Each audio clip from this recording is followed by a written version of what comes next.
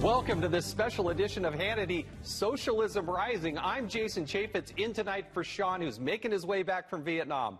For the hour, we're going to do something no other network will do. We'll actually examine the Democratic Party's mission to radically transform America into a socialist nation. As we speak, 2020 Democrats and their colleagues in Washington are promising you the world.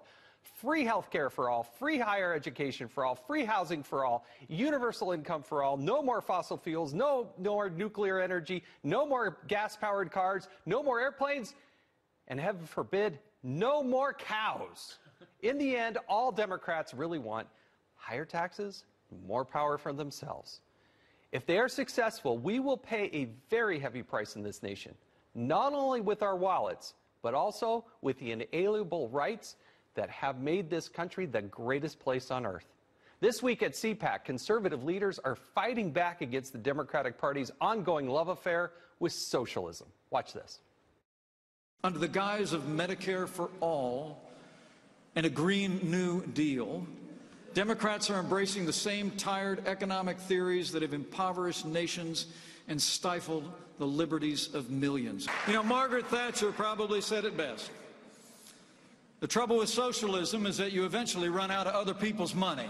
They want to take your pickup truck. They want to rebuild your home. They want to take away your hamburgers. This is what Stalin dreamt about but never achieved. Join us to put socialism on trial and then convict it. Joining us now with reaction, Fox News contributor Charlie Hurd, former Obama economic advisor Austin Goolsbee, and the person you just saw in that video, host of America First on Salem Radio, Sebastian Gorka. Thank you, all three of you, for joining us on this beautiful Friday night. Austin, Democrats are not hiding. Yes. They're not hiding at all. They put in socialism right there front and center, and they are going for it. It's only March 1st, and they are laying out everything from a Green Deal to Medicare for all to, I mean, but it's going to cost, and you're a financial guy, hundreds of trillions of dollars. How in the world do they think this is going to sell to the American people? Well, you have chosen the most extreme cases to try to make your point, and I think you got two dangers in that. First, if you go to that CPAC meeting where you took those speeches and you find the most extreme people at that meeting, they are wackadoodle nuts. And if you were going to try to cast the entire Republican Party as what somebody that was on the most extreme thought, it would not be accurate. But the second is, as we go into 2020, as you talk up that this is going to be a socialist takeover, it's going to be like calling the poodle killer. People are going to see things like a Medicare choice for all, which is supported by 73% of America and more than 50% of Republicans. And they're going to say, maybe this isn't so bad. Maybe it's not socialism at all. No. Austin, there are more than 100 people that have co-sponsored a bill that says there will not be any private insurance out there. And Sebastian, you were there. You were one of the speakers there. Wackadoodle nuts, I think, is what Austin was referring to you as. What was the feeling there? When no, the left I didn't have say no Sebastian. I said the extremists. When the left have no arguments, they go ad hominem. Austin is just being another perfect example of when the left runs out of any ideas. We're the wackadoodles. Seriously, when Alexandria Ocasio-Cortez talks about flatulent cows and you've got to stop eating your cheeseburgers, we're the extremists. They want to ban every single private vehicle that runs on gas and disallow you from using airplanes, and we're the extremists. This is the left in a nutshell. The radicals have taken over the Democrat Party. This is a party that isn't just saying, don't eat meat anymore. This is a party that says it is okay to kill babies after they are born. The butcher of Richmond, Ralph Northam, the governor of New York, the radicals have taken over the asylum. And I guess Austin is one of them. Now, I want to be careful calling each other names here, but Charlie, we're talking about... I didn't call Sebastian any names. Well, he was one of the prime speakers today. There. Well, he was one of the prime speakers there today. Look, Charlie, these are bills that have been introduced into Congress. Yeah. They've been embraced by the major 2020 candidates on the left, have they not? Yeah, and there's no doubt about it. I mean, the standard that was set by Bernie Sanders 2 years ago in the campaign that Hillary Clinton wound up stealing from him, you know, he set the standard. Every other candidate running this time around, just about has picked up the mantle of that democratic socialism. And the thing that people have to remember is, you know, socialism is not a platform of ideas and services and free stuff that they're going to give away. Socialism is a form of tyranny. It's a form of running the government so that you control people's lives at all the way down to what they put in their mouths. And that is a very real thing. That's not something that's made up. And you can go back over the past 100 years and you can see 100 million people have perished, have been killed under that kind of tyranny. And the funny thing is, when Republicans try to address this stuff seriously, and they talk about the cost of something like the new Green Deal or Green Dream or whatever it is, there's no money. We underestimate the power of socialism. Socialism doesn't need money. They have prisons. They can make people work. And that's what socialism is. And you can try to dress it up any way you want, but that is undeniably what socialism is, and we have to combat it at its root. And Austin, again, you're a numbers guy. We're talking about two of the biggest deals between the new Green Deal and Medicare for All. Is that not hundreds of trillions of dollars? No, it's not. A, that's not hundreds of trillions. B, I'm not a socialist. I'm an economics professor. Socialism doesn't work. What they're talking about with Medicare for All, there are many different bills. You're choosing only the most extreme one that was put forward by Bernie Sanders. The Congressional Budget Office all the 2020 contenders have embraced it. All these 2020 contenders who embraced it.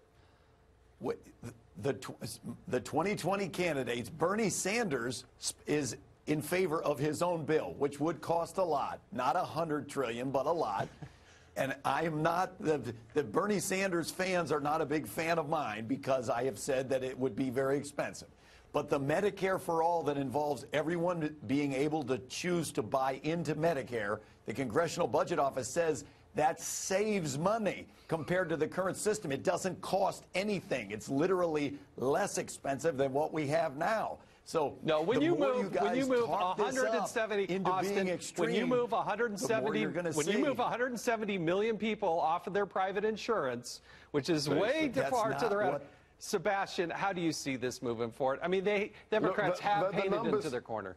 They have painted themselves as socialists. The former director of the CBO, the independent, completely neutral CBO, crunched the numbers last week. I discussed it on my show. Every single American will have to fund the Green New Deal to the cost of $300,000 per person who's alive in America. Those are the figures. And every single person who is an official candidate for the presidency in the Democrats has signed on to Ocasio's deal. This is the insanity. Your guest, Charlie, is absolutely right. Socialism is controlling every aspect of your life. If they control your health care, they've got everything. If they want to control what you are eating, that is totalitarianism. And she said it. Look, Ocasio said it. We've got to stop eating cheeseburgers. It's insanity, Jason. Insanity. Charlie, how do you see younger people? I mean, younger people are more idealistic. They don't have as much life experience.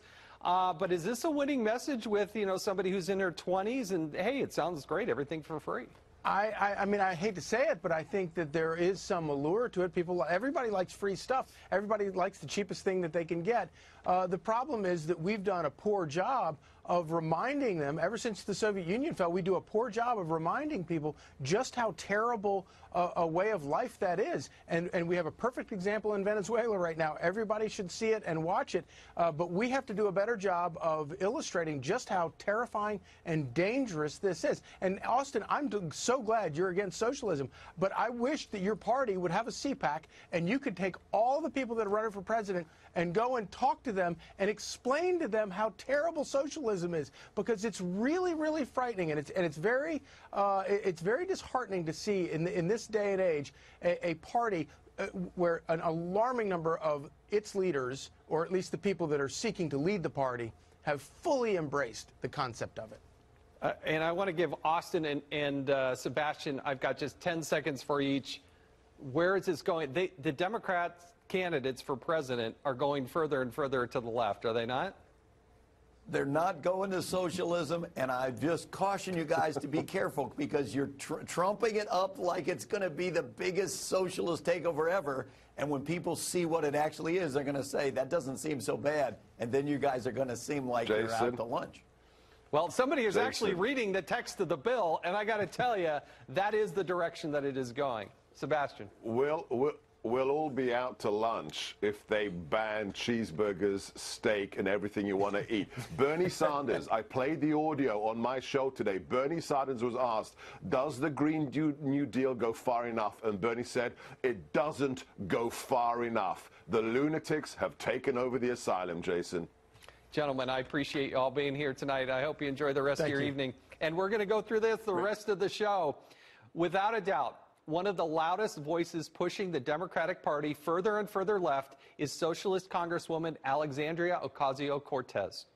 According to a report from the Washington Post, she and other radical Democrat lawmakers said they are lashing out now at their more moderate colleagues. Ocasio-Cortez even vowed to put anyone who voices with Republicans on a list to be primaried in the next election.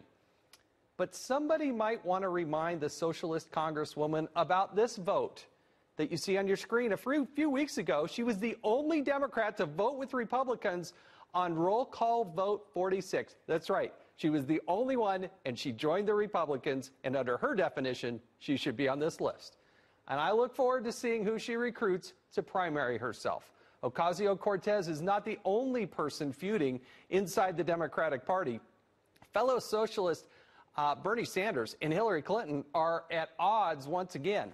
After a former Clinton aide referred to Sanders as, quote, His Royal Majesty, King Bernie Sanders, end quote, a former Sanders campaign aide called the Clinton camp, on the record, by the way, some of the biggest a-holes in American politics, end quote. Joining us now is Fox News contributor Lawrence Jones and Republican strategist Brad Blakeman. Thank you both for being here. Lawrence, I believe you're at CPAC. You got some noise in the background. It's exciting. I know what's going on there. But Brad, you know, the Tea Party had to deal with these issues, right? I feel like I was on the front end of the Tea Party. I was a much more conservative member than a lot of others. And then there was a battle a bit internally. But the Democrats are going through this now. How do you see it playing out? I think they have an identity crisis. They're in meltdown. I remember a time not too long ago where if you called a Democrat a socialist publicly, you were slandering them. Now they get angry if you don't call them that, and they're out trying to out-left each other. And the party is in complete identity crisis. The way I see it playing out is this is going to continue right up through the primaries. The American people are going to see a stark contrast, probably different than any other campaign that we've ever experienced, the difference between what the Republicans stand for and what the Democrats stand for. And I don't think the people are going to buy socialist. Now, Lawrence, what are the Democrats going to do, you know, when you have a more moderate Democrat who believes what the Republicans are saying? Let's say they offer an amendment that says, look, if an illegal alien is trying to purchase a gun and you're going to do a background check and you find out that they're illegal, we should tell ICE about it. I mean, I think it's radical to not tell ICE, but some Democrats actually join Republicans in that vote. How are they going to deal with that internally? They're going to tear them apart. I mean, let's be honest here. We have a Democratic Party that's unhinged. They believe that socialism is the new way. Any type of reasonable legislation that a typical Democrat back in the day would typically support, like border security, will get them crossed out from winning a primary.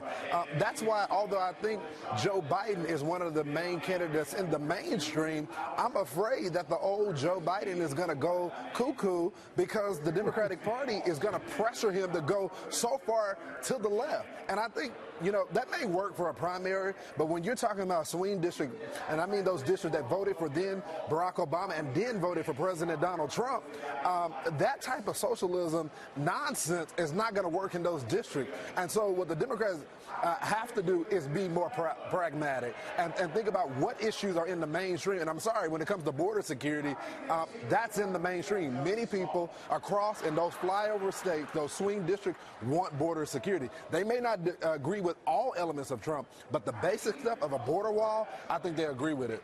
Now, Brad, that's true. I mean, I have never seen a party thrive nationally by being anti-law enforcement. I mean, you got a lot of people out there that want to abolish ICE. They want open borders. They don't want to not only give more border wall, they want to tear down the existing wall. How can the Democrats thrive with a socialist agenda that includes an open borders agenda? They cannot, and that's going to be their downfall, is the fact that they'll swing so far left in the primaries, they can't come back to the middle in a general. They couldn't even attempt it. But here's the bottom line. I think the American people are where the country is, and that's just right of center. We're not a left country. And as Charlie pointed out earlier, that all you look to is what's happening in Venezuela. It's a total dictatorial regime that is even preventing humanitarian aid from reaching the people. And where are the Democrats, by the way? They claim to be for the working man. Where are they on calling Maduro out for what he is? They can't do it. You know why? It's because it blows a hole in their socialist agenda when they have to admit that a socialist state is in total chaos. So I think if Republicans stay to where the American people are, on the economy, on safety, on national security, we will win. Why? Because we're right. No, and as Lawrence pointed out, you got Joe Biden who had to go out and apologize for calling Mike Pence a decent person, which he is.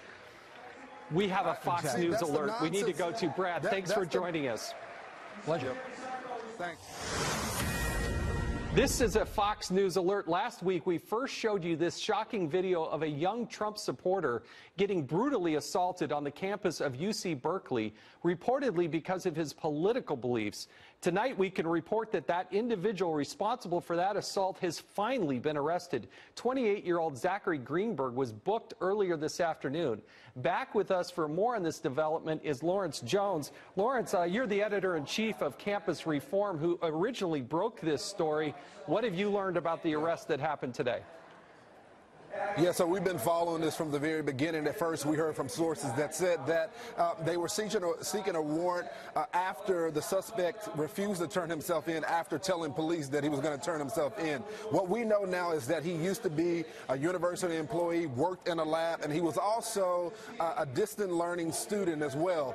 This is a student that wasn't seeking a degree there, but got some type of education there at the university. What we don't know is why he was on the campus at the time. The police department has told us off the record that, on the record, I'm sorry, that a lot of people in that area go on and off through the campus because it's downtown area, but they don't know why he was there. What we do know also is that they plan on having a hearing on Monday to discuss what the bond is. That's where he'll see the judge, but we still don't know why his ultimate reason for attacking Hayden. Well, you have a young person engaging in politics. We need more of that. They're out on campus. They're in the minority. They want to get out and talk to people about being engaged in politics, albeit conservative in this particular case. But nobody should be assaulted like that. I'm glad to see him arrested. And thanks to your organization for illuminating the case in the first place. I'm sure that's why it got the attention that it deserved from law enforcement. Thank you again for joining us. Appreciate it. Thanks, Jason. Later on this Hannity special, Socialism Rising, as Sean Hannity promised in last night's show, we'll play a clip of Sean asking President Trump a question at his press conference in Hanoi, Vietnam. We're going to want to see the president's response. Don't miss that directly ahead. A very real socialist threat. We'll show you what disasters it's been in other countries. Do the Democrats care? No. Stay with us. Television anchor Jorge Ramos, who was detained in Venezuela, told Sean what he saw when covering the chaos in Venezuela. Have a look. What I saw in Venezuela is that the 20-year-old revolution, it started with Hugo Chavez in 1999, has failed completely.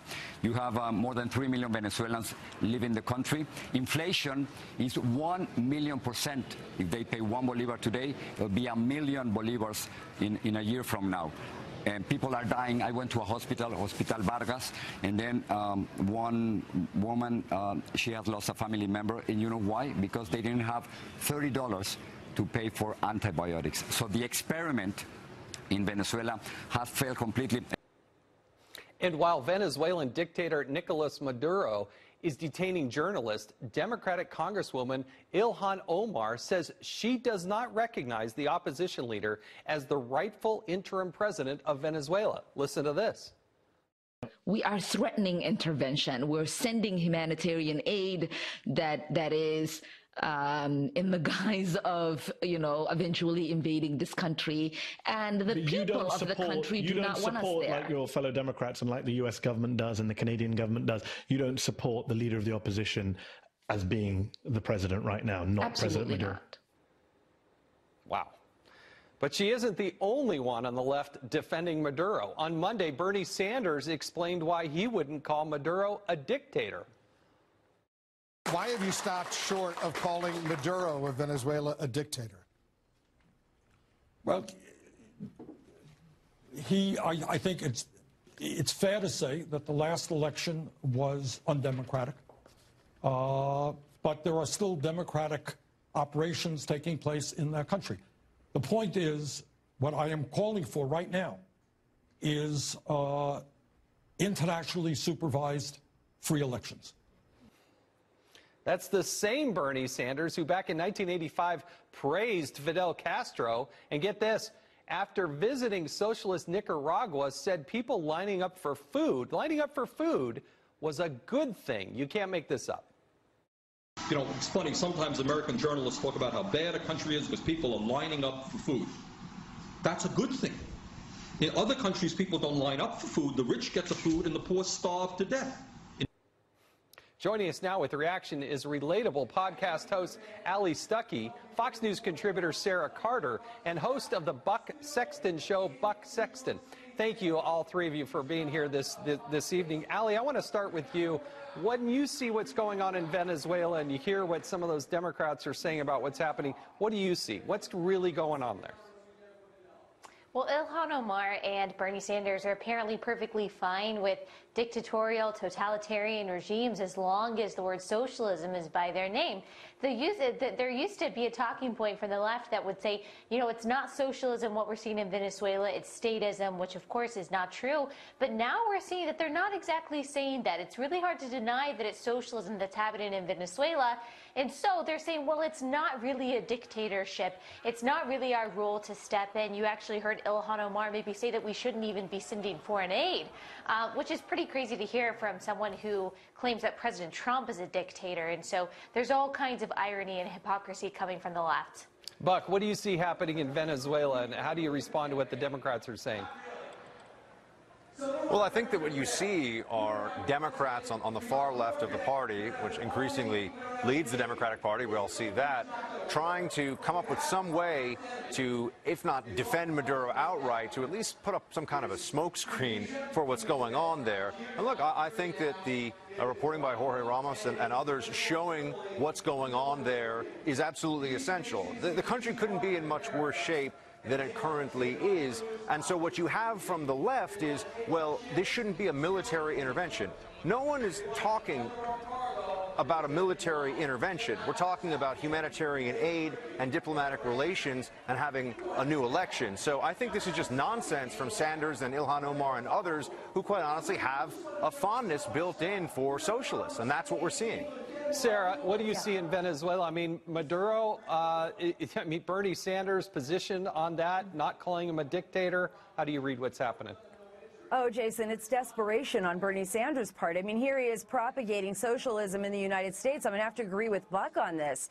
He's propagating it. He's holding it up high. Ilhan Omar. We've seen it with AOC as well. And they're trying to push young people to believe that this is a system that will work. This is a system that has proven throughout history to collapse on itself. What we're seeing in Venezuela is such a tragedy, a humanitarian disaster. I mean, Jorge Ramos, I mean, he's covered this area. I've been watching Jorge Ramos my whole life. I speak Spanish fluently. What he is seeing, he is right. It's 20 years of a failed system totally collapsing on itself, children starving to death, eating out of garbage cans. This is what Maduro couldn't handle. So when Jorge Ramos showed him this video and he had to see for himself what he's doing to his own people, I mean, it set him off so much that he, you know, he jailed them. Bernie Sanders, Ilhan Omar, AOC, all of the people that propagate on the left for socialism are just trying to cover up. This is desperation by not calling a spade, and they want us to believe that there's something else going on here. Allie, why are the major Democratic candidates continue to go further and further left? It's only March 1st of 2019, so why the embracing of socialism? Because I think they saw that it worked with Bernie Sanders. I mean, Bernie Sanders, for lack of a better term, is really the OG Democratic socialist, and he got more votes from millennials than Trump or Clinton did combined. And so you see a lot of people saying, okay, that worked for him. For whatever reason, these postmodern millennials who have been shoved communism and socialism down their throats from professors for the past however many years are latching on to democratic socialism because they think it's empathetic and compassionate. They can feel like heroes while still sitting on their couches. And so that was popular with Bernie Sanders. Other candidates are seeing, okay, if we're going to get the millennial vote, which is a huge voting bloc, we've got to latch on to this. And so, like you said, we see a lot of Democratic candidates on the left trying to outflank each other in that. Let me bring Buck in here. I've only got about 20 seconds, Buck. You're surrounded by a large group of very conservative young people. What's their attitude and approach towards socialism?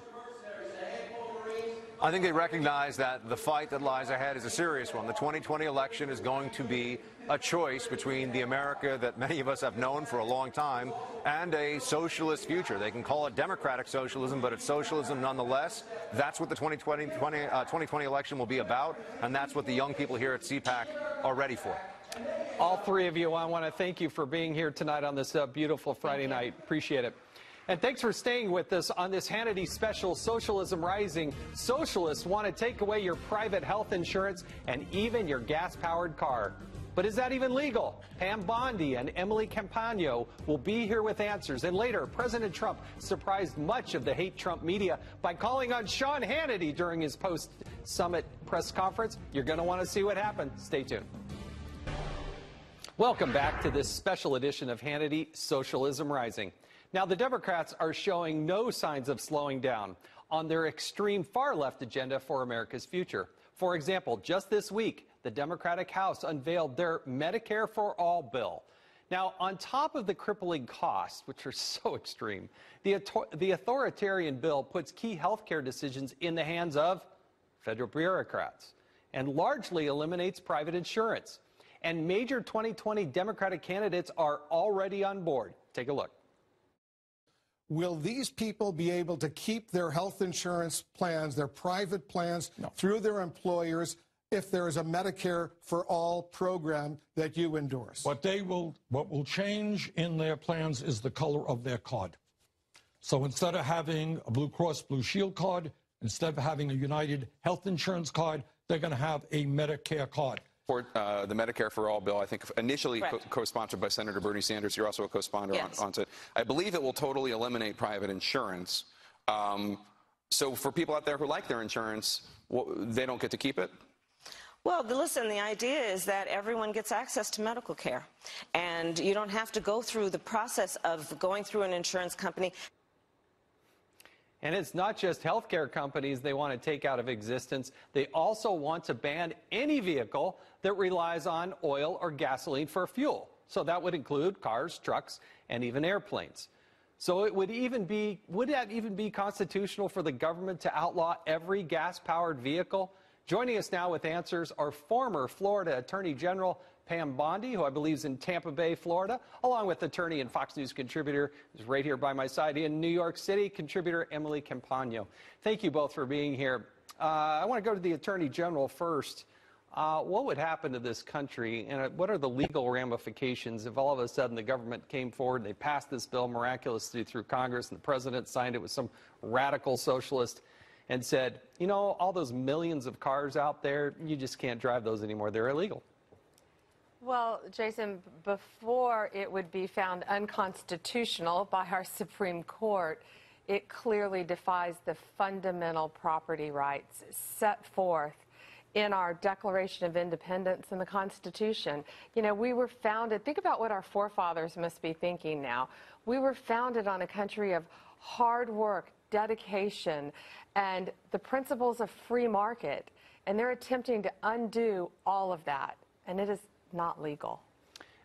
Emily, again, you're sitting right here with me in New York. As you look at these bills that have been introduced, how does that infringe upon people's rights under the Constitution? How do you read that? The fact that it infringes upon our right to choose, first of all, and to participate in a thriving economy in that capitalist sense. And the irony here is that the reason that the Democrats are giving for this is because they feel that our rights are being taken away when they argue that the private companies, they're not giving basic health care in equal measures to those that need it, right? But then it belies the reality, which is that it infringes upon our rights. And I think that, you know, increasing state ownership is not the answer for an economic ill. And in cases of a natural monopoly like telecommunications or transportation, it makes more sense, right? That's preventing, you know, a large corporation from using their market share to dominate. But in something like this, when the majority of Americans like their health care plan, to remove that choice and to nationalize it, just like the Attorney General said, it's unconstitutional and also is antithetical to our free market tenets that this country was founded on.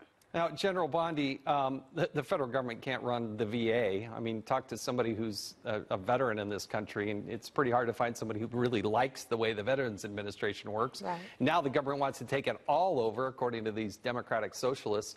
What do you think would happen in this country if they tried to take away 170 million people who get their health care insurance through their employer? Well, it's virtually impossible to do that and make it work. You know, we know that hostile takeovers of our economy don't work. We've seen that in Venezuela, perfect example. But this is going so much further than Obamacare, which of course I challenged in the courts. This is so much further. It's saying that private insurance companies are illegal and cannot operate.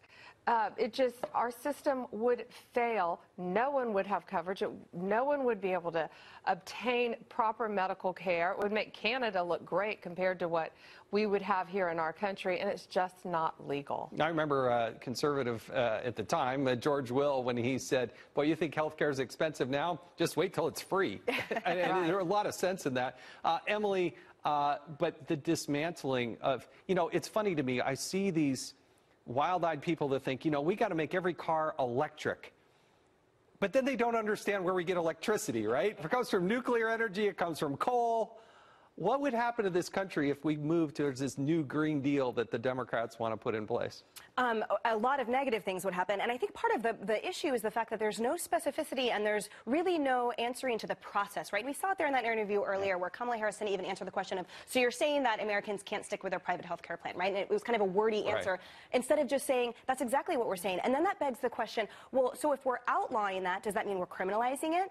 Are we regulating it? What are the ramifications? What are the penalties? If someone did have a car, what are the penalties for a corporation that relied on trucking to get our soybeans from Iowa to California? So I think the fact that there's such a lack of thought in that entire process, not to mention how it would be paid for, to me as a constituent and as a citizen, where does that deserving lie? Right? I'm the one that's then underserved in that capacity during this entire discussion, which is why it's so unfortunate at this point. Well, and that's what's so scary about this is that the major contenders for the 2020 election on the Democratic side of the aisle have embraced this wholeheartedly without ever thinking through the economics, the personal ramifications, and the legality of it, as both of you have pointed out. I thank you so much for joining here this evening, and I know Sean will have you back talking more about this issue because it is not going away.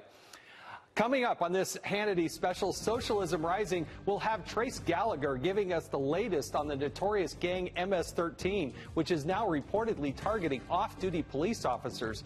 This is the dangerous world the open borders left just wants us to accept. Stay with us. Welcome back to this special edition of Hannity, Socialism Rising. Socialists keep pushing for open borders despite the ongoing immigration crisis in this country. The latest example of the immigration problem, the notorious Central American gang MS-13, is revealed to be targeting off-duty police officers at their homes. Fox News national correspondent Trace Gallagher joins us from Los Angeles with the latest on this story. Trace? And Jason, those who cover MS-13 know it's all about street cred, a way of rising in the ranks by targeting the gang's worst enemies or biggest threats. In this case, the New York City police officers who live on Long Island. NYPD has issued an officer safety alert, an internal bulletin saying that MS-13 gang members are planning on carrying out attacks on off-duty police officers near their homes. In fact, the alert reportedly states that gang members are conducting reconnaissance of police officers' private homes, a frightening thought for them and their families. A former FBI agent told CBS 2 New York, quote, "They are going above and beyond what any other gang does. And the scary part is that we already know that they legitimately carry out threats and are extremely violent." The warning goes on to advise the officers to take extra precaution and change up their routines whenever possible. The gang's reign of terror is well documented by a series of brutal and bloody attacks in Queens, Nassau, and Suffolk counties in New York. And authorities note the gang is notorious for murder, drugs, child prostitution, and racketeering. Jason. Trace, thank you. Some of the worst of the worst. I appreciate that report. Conservatives aren't taking these developments lightly. Speaking at CPAC today, Senator Ted Cruz told National Review editor Rich Lowry that Republicans would have held the House of Representatives had they passed border wall funding when they were in the majority. Take a look. If we had had that fight and you had seen Elizabeth Warren screaming on the Senate floor to stop it, Bernie Sanders pulling what little hair he has out of his head, in September or October, and it culminated with Republicans standing together, funding and building the wall, I'll tell you right now, Rich, I don't think we would have lost the House of Representatives. Amen. I believe that. Joining me now with reaction, former Obama administration head of U.S. Border Patrol, Mark Morgan, and Fox News contributor and former acting ICE director, Tom Homan. Thank you both, gentlemen, for your service to this nation, putting your lives on the line to help protect Americans. And I know you represent a lot of people out there that do the same day in and day out. Democrats this week, Tom, they voted against the idea that if an illegal alien goes to purchase a gun, that there should be some notification of ICE. What does that do to the people who serve in ICE now and who do the same job that you've done in the past? Well, it shows total disrespect and disregard for the health and the safety of ICE officers. I mean, these men and women put their lives on the line every day to defend their country, and they want ICE to turn, like, an illegal alien possession of a firearm is a felony. So they want to forgive an illegal alien that commits a felony, but they want to attack this. They want to attack the Second Amendment rights of Americans. It's just, you know what? They're so far to the left. Every day, I'm not surprised by what I hear about the Democrats are doing. It's a total disrespect for men and women, many who lost their lives serving this country. Mark, when Barack Obama was president, there were 80,000 times that there was somebody here illegal. They got caught committing a crime. They were convicted of that crime, and instead of deporting them, they released them back out of the United States of America. What does that do to people that are serving in the Border Patrol when you have a convicted person released back out onto the streets? Well, Jason, it's absolutely demoralizing, right? Just like Tom said, he's absolutely right. 128 Border Patrol agents have lost their lives defending the border, only to watch something like that, a scenario like that happen again and again. And before I was with the Border Patrol, I served in the FBI, and I led an MS-13 gang task force. MS-13 is the most violent, prolific, transnational gang this country has ever seen. They're from California all the way to New York and just about every major metropolitan city in between. And these individuals, they're not coming in through Canada, right? They're coming in through the poor southwest border. They're coming here, they get deported, and they're coming back again and again and again. And the Democrats, they say it's okay. Mark, I want to stay with you for a second. Nancy Pelosi went to the border recently and said there isn't a problem. Is there a problem at the border? Yeah, it's right. It's a joke. How do you even have a legitimate, honest conversation when somebody, regardless of the monumental facts that we can provide, just says it's manufactured, it's made up? Talk to the thousands of angel families, right? Tell them that it's made up. Talk to a police officer that was just killed by the illegal immigrant. Talk to their family and see if this is manufactured or it's not a crisis. It's pathetic and it's wrong and they're misleading and they're lying to the American people, Jason. Absolutely. Tom, you've served a career, decades, serving our nation, trying to protect our borders. What's really going on down there? We're being invaded. Look, all you got to do is watch the media, what's going on the southern border. Look, let's just look at a few facts.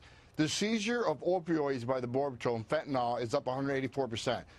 That has killed 72,000 people this past year in the United States. That is a national emergency. And look at the rest of MS-13 members that we just discussed is up 170%. 18th Street gang members is up 140%. There is a crisis occurring on that border. And they say there's no national emergency. It's just ridiculous. Gentlemen, thank you. Thank you for the service to this nation. Next on Hannity's special, Socialism Rising, President Trump called on Sean Hannity at his Vietnam press conference. We'll play the tape next. Stay with us. Welcome back to Hannity. I'm Jason Chaffetz, filling in for Sean in this Hannity special, Socialism Rising. After the president took a hardline stance at the Trump-Kim summit on Thursday, he called on Sean Hannity at the post-summit press conference. Sean reminded everyone about a Reagan-esque lesson of the Cold War and asked the president a timely question about his summit with Kim Jong-un. Let's watch. Mr. President, if you could elaborate a little bit more. We have some history. President Reagan walked away in Reykjavik. A lot of condemnation at the time, and it ended up working out very well in the end for the United States. Was this mostly your decision? What message would you want to send Chairman Kim as he's listening to this press conference about the future and your relationship? Well, Sean, I don't want to say it was my decision, because what purpose is that? I want to keep the relationship. We will keep the relationship. We'll see what happens over the next period of time. But as you know, we got our hostages back. There's no more testing. And one of the things, importantly, that Chairman Kim promised me last night is, regardless, he's not going to do testing of rockets and nuclear. Not going to do testing. So, you know, I trust him, and I take him at his word. I hope that's true. But in the meantime, we'll be talking. Mike will be speaking with his people. He's also developed a very good relationship with the people, really the people representing North Korea. I haven't spoken to Prime Minister Abe yet. I haven't spoken to President Moon, South Korea. But we will, and we'll tell them it's a process and it's moving along, but we just felt it wasn't appropriate to sign an agreement today. We could have. I just felt it wasn't very appropriate. Thank you for watching tonight. Thanks to Sean Hannity for letting me guest host tonight. If you enjoyed tonight's show, please feel free to pick up my new book, The Deep State, How an Army of Bureaucrats Protected Barack Obama is Working to Destroy the Trump Agenda. Unfortunately, that's all the time we have tonight. But Sean Hannity, he'll be back from Vietnam. I think he's in the air right now. He'll be in this chair on Monday. Can't miss another episode of Hannity. He does give the very best day-to-day coverage of what's happening in Washington, D.C. Thanks for watching. The Ingram Angle is up next.